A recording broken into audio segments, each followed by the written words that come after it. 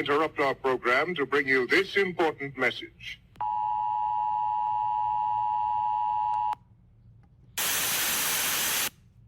I'm back.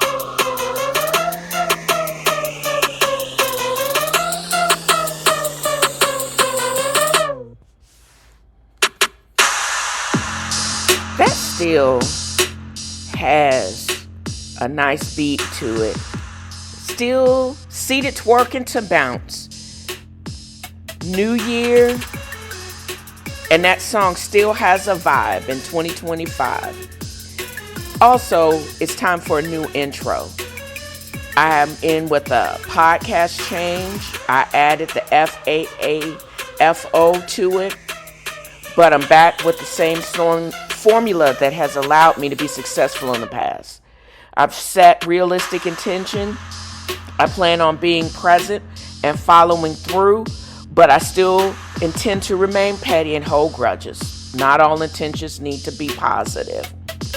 Also, I will be unengaged and unbothered by people and things in my life that do not serve me. That means parasitic people, unsolicited judgments, biased newspapers, and mainstream banks. I will not apologize for maintaining my mental peace. Happy and unbothered and at peace because I'm at unbothered. All day, every day, being unbothered is my way. Join me.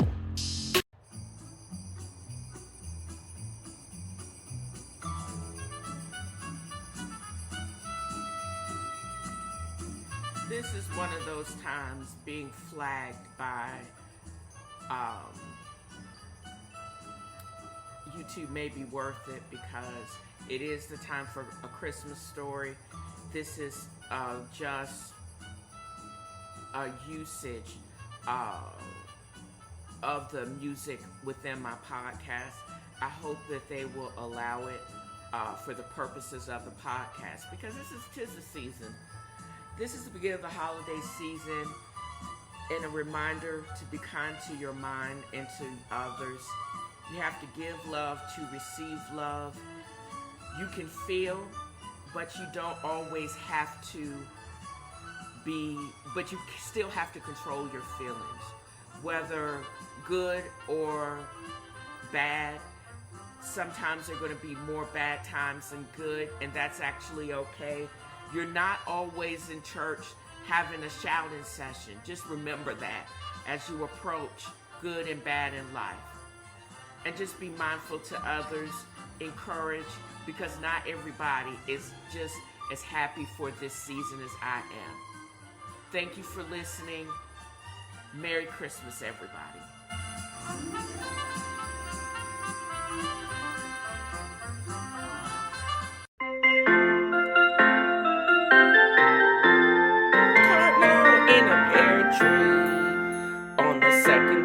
Christmas, my true love sent to me 2 northern robins.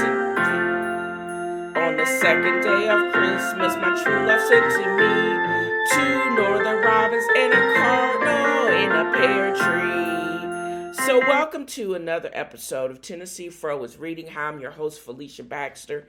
In the true spirit of the 12 podcast of Christmas, I've decided to go ahead and post today. You'll notice that the podcast, unless I have something dramatic to say, are not going to have a whole bunch of content, but I'm going to be playing off of my new adoption of my spirit animals, FroBird, as well as reading the latest from Christmas Shopaholic by Sophie Kinsella. And I hope you enjoy this podcast as much as I've enjoyed creating it, and thanks. The 2 years that almost 2 years I've been producing this podcast, I'm coming to learn more things. I'm learning to use analytics to my greatest advantage, as well as producing the content that gets the most plays. Scrolling down to the end of the notes, they actually count that. How long do people actually stay on your page? What I've noticed is other podcasters, more seasoned podcasters, they don't have a lot of content in their notes themselves, whatever platform that they publish from. So I decided, why not just do a ping back to my blog? If you want the details and the pictures, et cetera, can create that first, and then have just the bare minimum in the podcast notes. Things in the podcast note that make sense is those promo codes for a Libris, water blocks, and ship a bag of dicks. They don't really need to see the other great pictures and stuff that I post of ramen on my Instagram page, etc. So going forward, I'm going to be changing the format of the detail that I'm going to include in the notes, except if I just have to put my spirit bird in there. And that's where we're going to start this segment of the podcast, FroBird. And he is my spirit bird. And that's why I've changed the wording to 12 Days of Christmas to include the red robin, because this bird has a great fro. The FroBird travels, searches for food and companionship. And why does this couple look like they're fussing? And if you look in the notes, you'll see what I'm talking about. I've renamed these birds James and Florida Northern Cardinals. Although the bird, for the most part, is a bit of a loner, but still stops to create beautiful shrill warble music in the trees, joining in a chorus with blessing us with song. Christmas during the COVID panorama, quote unquote, the holidays can be difficult in the best of times, but in this shit show of a year, it seems to be the cruelest, anxiety-inducing, worst reality show ever, The End of America, a limited series. You make your happiness as safely as possible. Reflective is the mood of the moment. We really can't be safe. We can't safely move around, or we shouldn't move around. There is a virus hunting us, taking no prisoners. We still have people protesting, mask wearing, white men, women yelling at phones because their kids hyperventilated and passed out. I'm still sitting in my window watching a family strolling through past on a Mississippi, not a mask in the bunch, and I'm yelling and gesticulating, "Where the hell is your mask? Y'all really don't care, do you?" Then I pause, take a sip of a dirty gin martini, and breathe. And I have a picture of that on my site. It's all good. I rewrite my curse-filled rant to direct it at my dumbass neighbors. I pray you make it to get the vaccine next year, but I still have to be on my game to make sure I get there too. And blowing a gasket, stroking out in my apartment is not helping anything. People ask me about the birds because that evil-looking bird with the fro really makes me happy. Why post ramen pics to my Instagram at 10cfro is reading? Because I like food, and well-taken pictures of food make me happy. I implore you to find what makes you happy, as long as it's legal and doesn't hurt anyone else. Go for it. Share it with the rest of us if you will. Feel free to like the Instagram photos and leave comments on the blog. And that's where I'm going to leave this section of FroBird, the continuing saga. So, a few years ago, when I was on my kick, Everything British, I started reading an author by the name of Sophie Kinsella, an entire shopaholic series. She's a New York Times bestseller. And I think I fell in love with the books when I was on the road at the most times, and I was listening to books on tape and Audible. Not only are her books a great read, her actual the Audible version of the books on the tape version, the actress that they actually had to do the voiceover was freaking hilarious. And it's been a number of years since I've actually read any of her books. I think the last two I read were Shopaholic and Sister. Becky Bloomwood, now Brandon, has a half-sister that is a result of an affair her father had. Graham Bloomwood had. And as well as Shopaholic and Baby, Becky marries Luke Brandon, the financial PR president of a financial PR company. He understands her and loves her for who she is, and all of her ADHD habits. And they have this really cute little kid, Minnie. They're back in the UK, as I said yesterday, and her parents have decided to go on this great adventure, and they moved to the up and coming or hip community in London called Shoreditch, from the suburbs. And they have dumped they've dumped the planning of Christmas on Becky for this year. I mean to say that this book was actually just published this year. It has to do with, I guess, Christmas 2019. But in effect, it is very hilarious. I know I cannot do the accent like the British actress would actually do, but in itself, it is still quite funny, I think. So here we go. And all the run up to this point is just showing how crazy and ADHD Becky is. She plans things out, but then it goes awry. She gets distracted by great deals and shopping. Never really follows through, but every now and again, it basically works itself out. We're up to the point now where she actually meets her now rock star, orgy loving ex-boyfriend from the university, who has moved into Sue's, her best friend's, cottage on their estate, because Suze and her husband Tarquin are lower royalty. So he moves in, gets them to install a hot tub, and then they try to figure out if Luke and Becky are swingers. And of course it's going to be hilarious because with all of her wanting to be fly, Becky is still a very conservative girl from the suburbs. It is freaking hilarious. So here we go with chapter 12. The idea won't go away.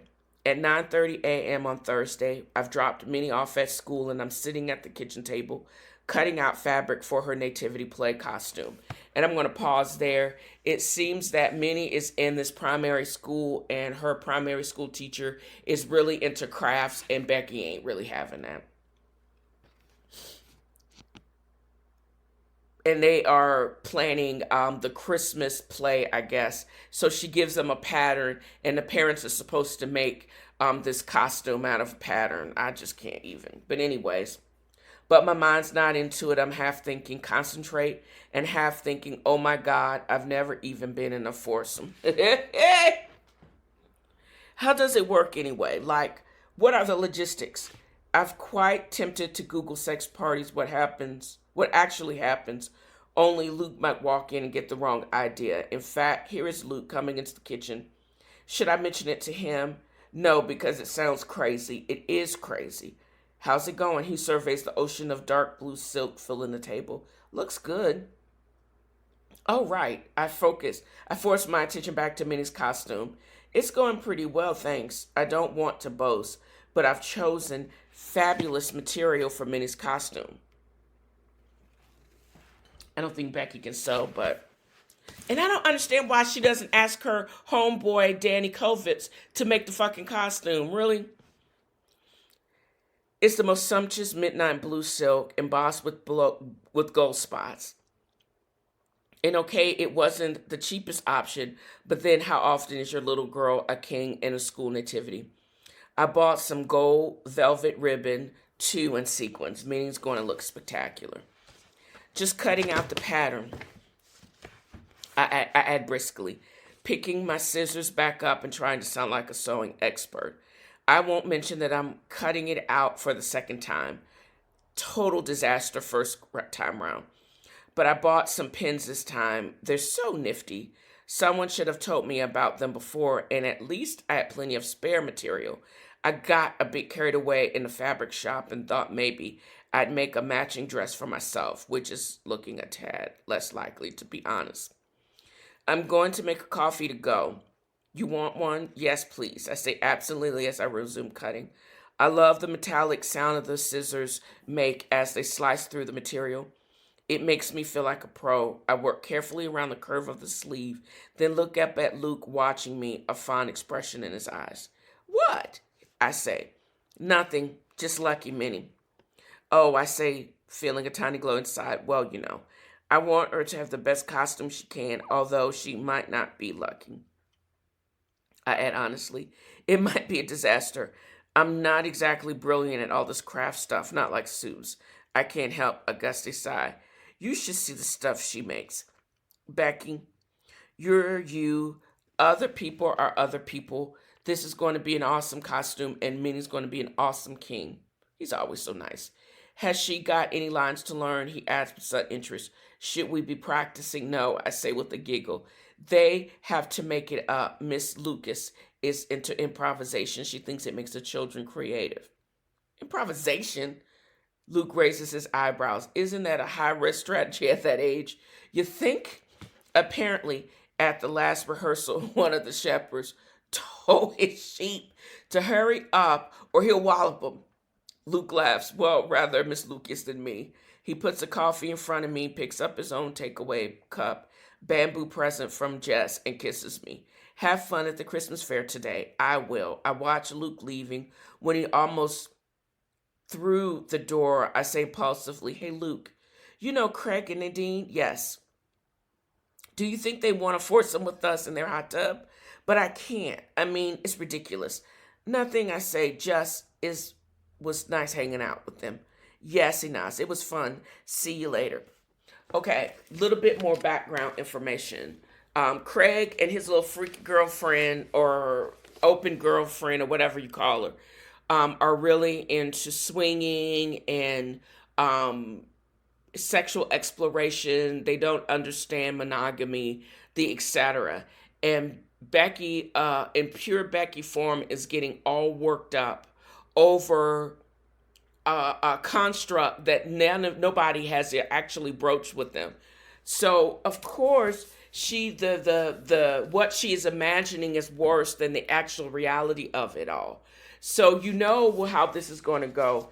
Number one, the costume is going to be a disaster, and number two, of course, if they ever do get into the hot tub and the whole swinging scene, it's not going to happen. It's just going to be a complete farce.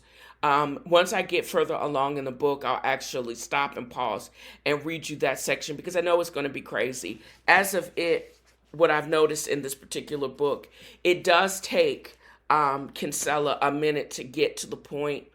She drags it out. There's always these like subplots about subplots.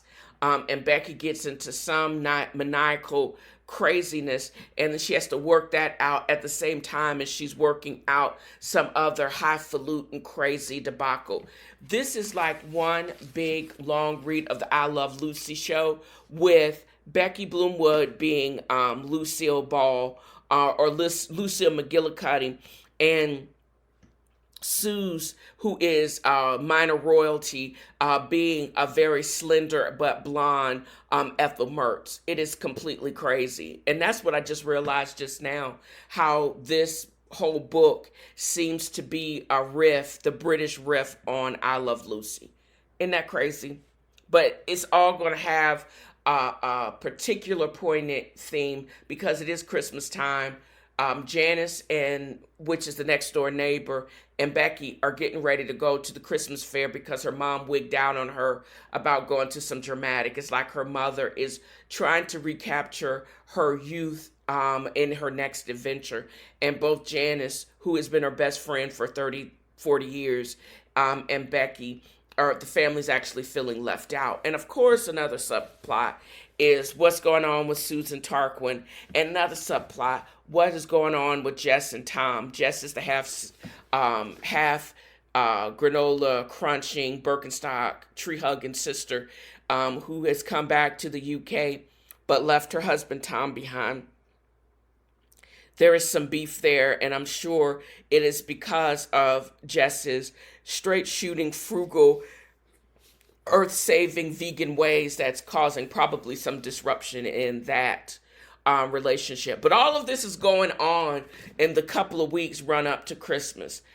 Typical family, right? Makes for good reading.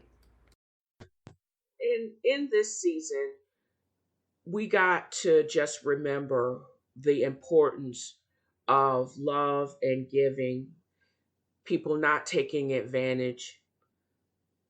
There are a lot of people that are worse off than we are, but there are blessings still to come. And this is what, when I listen to this song by Donny Hathaway this Christmas, I love it because of its simplicity, and it's because of its meaning. And it just gives me hope that even there are always somebody that will always try to scam you and take the little bit that you do have. I still have so much to be thankful for. And here is Donny Hathaway in singing This Christmas. And that's how we'll end this episode of 10 Fro is Reading.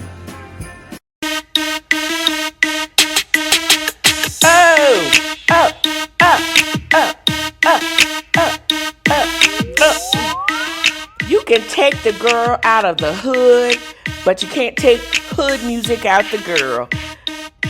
But I'm going to end this with a word, just as I started this podcast.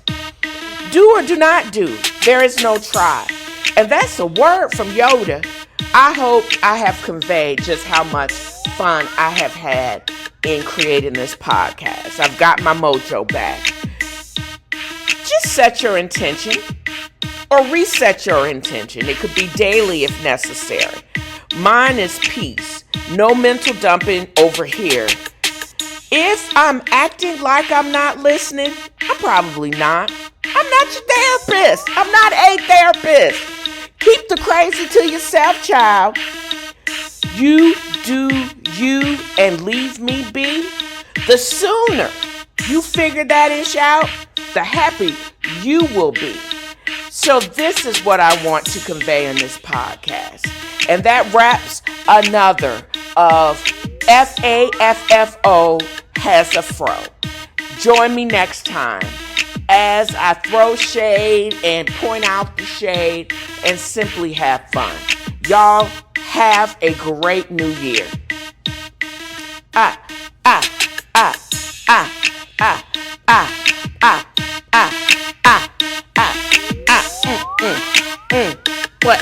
What, y'all? What?